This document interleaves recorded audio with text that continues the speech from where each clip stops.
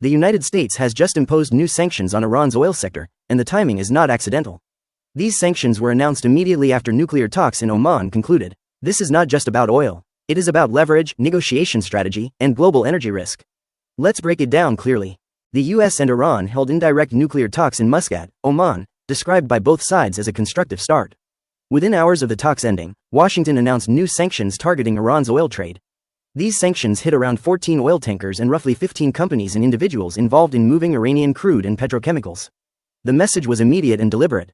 At first glance, this looks contradictory. Why talk and punish at the same time? Because this is how modern negotiations work. The US is making three things clear. Diplomacy does not mean automatic sanctions relief.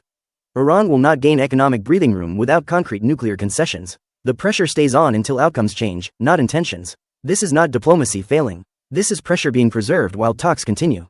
Here's where the story gets serious. Despite years of sanctions, Iran is exporting roughly 2.3 million barrels of oil per day.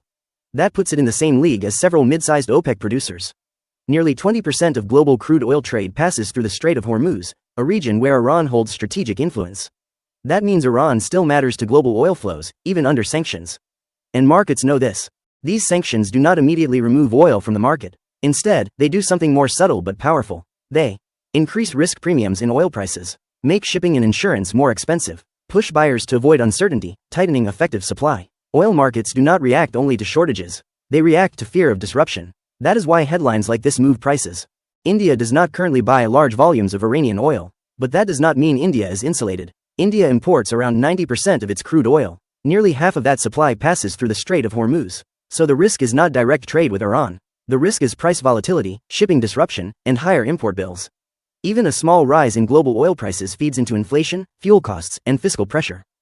Here's the most important takeaway. This sanctions move is not about stopping oil today. It is about shaping Iran's negotiating psychology before the next round of talks. By tightening oil pressure now, the US ensures that Iran enters future negotiations with less economic flexibility, with more urgency, with fewer options to wait things out. Sanctions here are not punishment. They are positioning. Diplomacy today does not pause pressure. It weapon-izes timing. As long as Iran's oil remains under scrutiny, global energy markets stay nervous, and countries like India stay exposed to volatility. This is how geopolitics quietly enters your fuel bill.